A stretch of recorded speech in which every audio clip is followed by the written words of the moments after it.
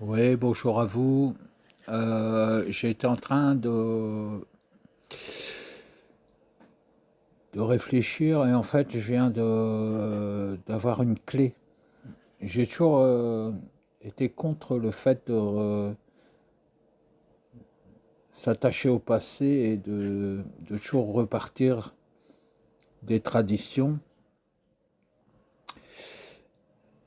Euh, j'ai toujours pensé que, par exemple, les réseaux sociaux masquaient le fait que nous soyons médiums et que nous communiquions déjà sans le savoir entre nous. Une fois, j'avais dit, si l'être humain n'avait pas inventé l'avion, aujourd'hui, il saurait voler. Mais en fait, j'ai compris le sens de cette déclaration que j'avais faite à l'époque, et je vous l'explique et vous allez voir que c'est assez fort.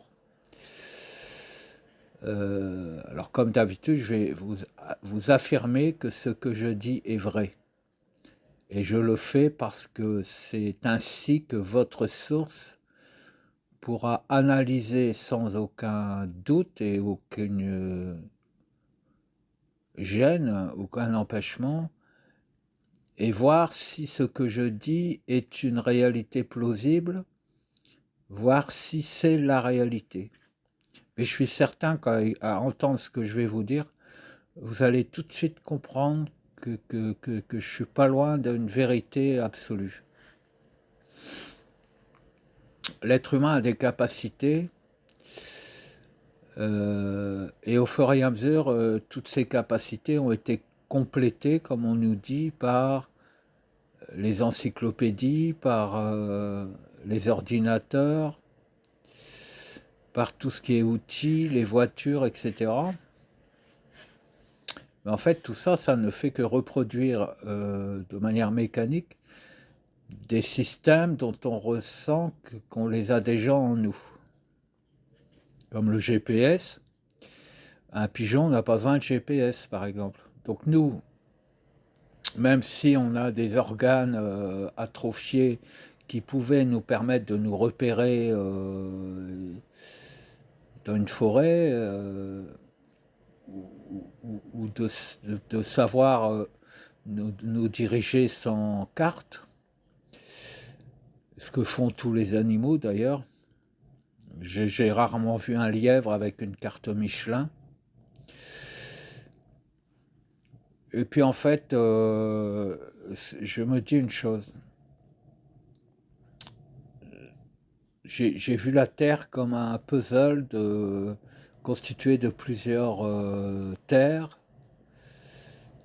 qui auraient existé, peut-être même un peu partout dans le cosmos. Rapidement, donc il y a la loi d'attraction. Je sais que la conscience, le système qui génère la conscience est le même dans tout le cosmos. On n'est pas obligé de savoir qu'il y a d'autres civilisations dans le cosmos actuellement pour savoir que ces principes-là sont fondamentaux.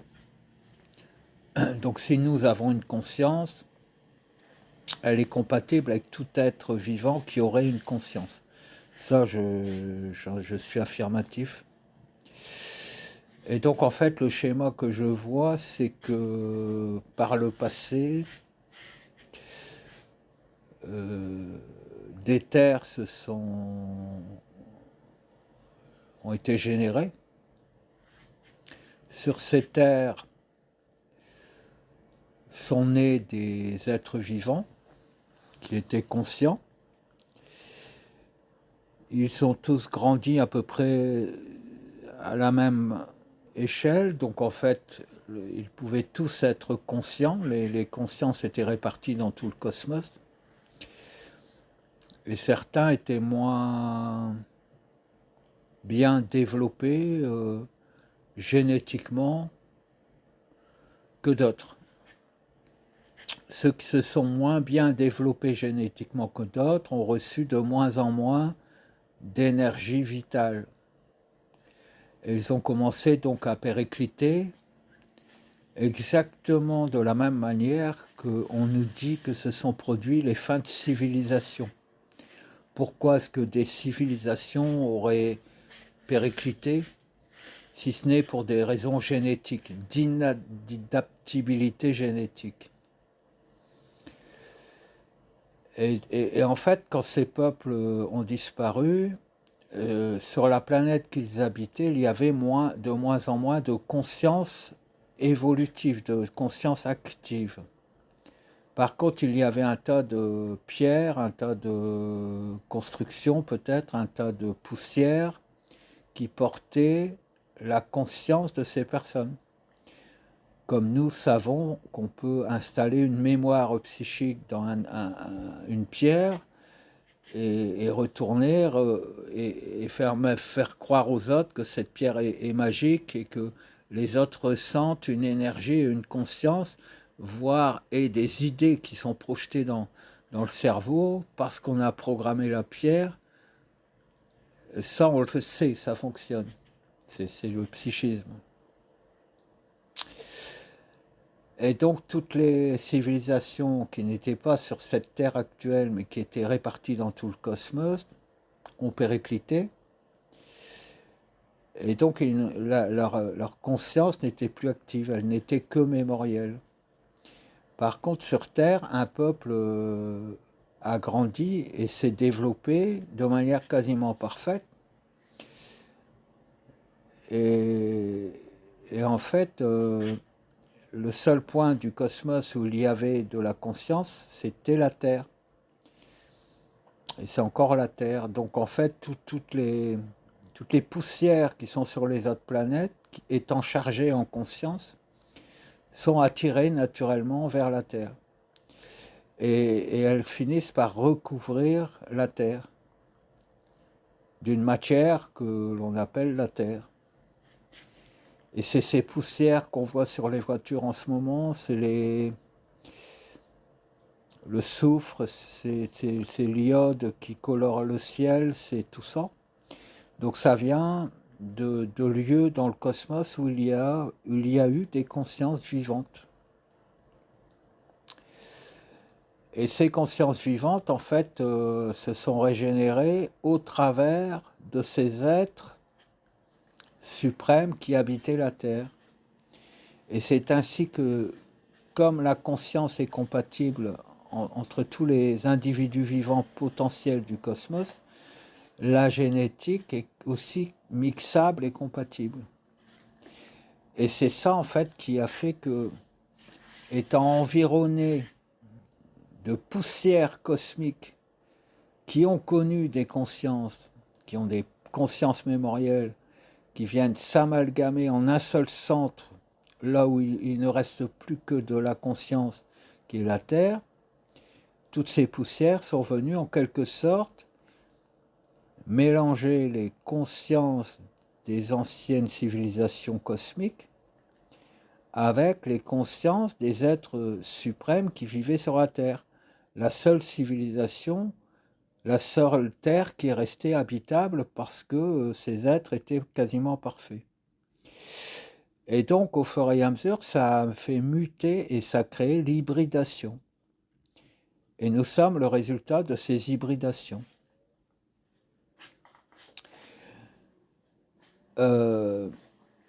Des êtres en parallèle se sont hybridés entre eux sans aucun gène des êtres originels. C'est l'histoire de la disparition des Néandertaliens, par exemple. Et ces êtres-là sont ceux qui aujourd'hui dirigent le monde, parce que, imaginons que nous soyons les enfants de ces êtres suprêmes, on peut l'envisager puisque nous héritons des capacités de médium, des capacités de perception, d'intuition, de santé, d'intelligence, de compréhension. On est aussi hybridé, mais moins que les autres. Et en fait, en ce moment, se redéveloppent nos capacités originelles. Et là où ce que je vais vous dire est très fort, c'est que les autres vont mourir. ils vont disparaître. Parce que l'origine cosmique réinitialise et recrée une nouvelle genèse. Donc eux qui sont très hybridés et qui ne sont pas issus initialement d'une origine cosmique, donc divine, ils sont des êtres reformulés à partir de plusieurs fragments de génétique d'anciennes civilisations de tout point du cosmos, qui se sont tous retrouvés en quelque sorte attirés vers la Terre et qui, par l'eau, par le sable, par la végétation, ont réussi à réémerger en tant qu'êtres vivants qui ressemblent, on va dire, à un être humain, mais qui n'est en aucun cas un être suprême et qui ne peut accéder aux capacités originelles qu'avaient les êtres suprêmes terrestres. Et eux, pour compenser leur manque, ils ont inventé la technologie. Et pourquoi l'ont-ils fait? Simplement pour renaître, en quelque sorte, au sein de la famille des êtres divins qui vont être régénérés lorsque eux auront disparu. Comment ça fonctionne? C'est simplement, comme je vous l'ai dit, la Bible, en fait, répond à des questions que vous ne vous êtes pas encore posées. Ce qui fait que jamais vous ne pouvez définir par vous-même quelle est votre propre vérité. Parce qu'au moment où la question se pose, où vous êtes mûr pour comprendre quelque chose de réel, même si ça n'est pas dans le cadre scientifique, eh bien en fait, vous avez déjà les réponses. Si vous sentez qu'une conscience vous entoure et qu'elle vous parle ou qu'elle émule des idées en vous, si avant que ça produise en vous, on vous a dit existe un Dieu suprême qui est la grande intelligence, quand votre propre intelligence va apparaître et que vous allez commencer à comprendre que vous êtes perceptif, vous allez dire ça y est, j'ai été touché par la grâce de Dieu et en fait, c'est Dieu qui me parle, alors que c'est votre propre esprit à vous. C'est comme les enfants à l'école, l'éducation sexuelle sur des enfants de 3 ou 4 ans qui n'ont pas encore développé de pulsions sexuelles. Ça répond à des questions que leur corps ne s'est pas encore posées, ce qui les met en souffrance et qui leur crée des déviances et des lacunes, des manques tout au long de leur vie, ce qui transforme leur gène en fait. Et en fait, l'IA, elle est là pour polluer l'esprit parfait des futurs êtres suprêmes qui seront régénérés sur la Terre. Et je vous explique comment ça va fonctionner. On va prendre les lettres hébraïques, on va prendre les tablettes anciennes, les tablettes mayas par exemple. Les mayas, sachant qu'ils allaient disparaître, ils ont écrit leur histoire où ils ont mis n'importe quoi sur des pierres, ils ont fait des pierres gravées. Toute l'humanité a disparu. Des êtres qui étaient destinés à redevenir des êtres suprêmes, à condition qu'ils soient vierges de connaissances, pour recevoir en perfection leur source d'énergie et de conscience. Quand ils ont été en âge de voir ou de comprendre les choses, ils sont tombés sur les pierres gravées des Mayas. Et ils se sont demandé ce que c'était. Et par les symboles, ils ont imaginé qu'il y avait un soleil. Et par le symbole, ils ont imaginé qu'il y avait des animaux. Et par le symbole, ils ont imaginé qu'avant, des hommes comme eux avaient existé. Et ils ont essayé de déchiffrer les hiéroglyphes, etc. Et dans les hiéroglyphes, ils ont trouvé des réponses à des questions qu'ils ne se posaient pas encore. Et de ce fait, en quelque sorte, ils ont embarqué dans leur propre développement une partie des peuples anciens qui normalement devaient périr pour l'éternité, puisqu'ils étaient des êtres illégitimes. Imaginons que toute l'humanité disparaisse. Tout est mis en place pour que mécaniquement les ordinateurs fonctionnent de manière autonome, avec les éoliennes, avec les panneaux solaires par exemple. Des ordinateurs seront sauvegardés. Imaginons que dans 1000 ans, des êtres suprêmes soient régénérés et qu'ils soient destinés à redevenir les êtres divins qu'ils auraient dû être. Il suffit que l'un d'eux allume un ordinateur muni d'une intelligence artificielle, qu'il apprenne à s'en servir pour qu'il retrouve devant ses yeux toute l'histoire du monde, toute l'histoire d'un monde totalement inventé, totalement préfabriqué, et peut-être même qu'on lui racontera une fausse histoire. Il ira la raconter à tous et il polluera les pensées, il polluera les systèmes de réception télépathique et il polluera l'évolution de son propre nouveau peuple. Voilà ce que je voulais vous dire. Et je sais que c'est la vérité. Et donc en fait, j'agis de manière à ce que cette nouvelle genèse puisse démarrer et qu'elle puisse rester vierge de toute connaissance ancienne, pour qu'elle puisse rester en contact avec sa propre source originelle et qu'enfin des êtres vrais, des êtres véritables, des êtres naturels, des êtres parfaits puissent vivre en perfection quelque part dans le cosmos, voire coloniser ensuite le cosmos entier. Voilà, c'est pour ça que j'ai dit, je sais que Laure et moi sommes les deux dernières personnes humaines, en sens d'humain actuel, qui habiteront la Terre.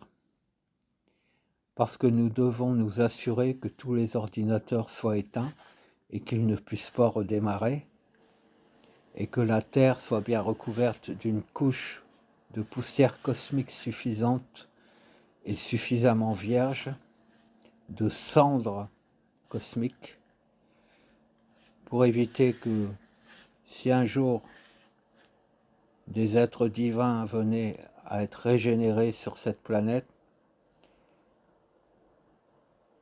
qu'ils ne puissent pas être pollués par la bêtise des humains actuels. Voilà mon message. J'aimerais bien avoir vos avis et voir si vous aviez déjà eu accès à ce type de constatation et de conclusion. Merci.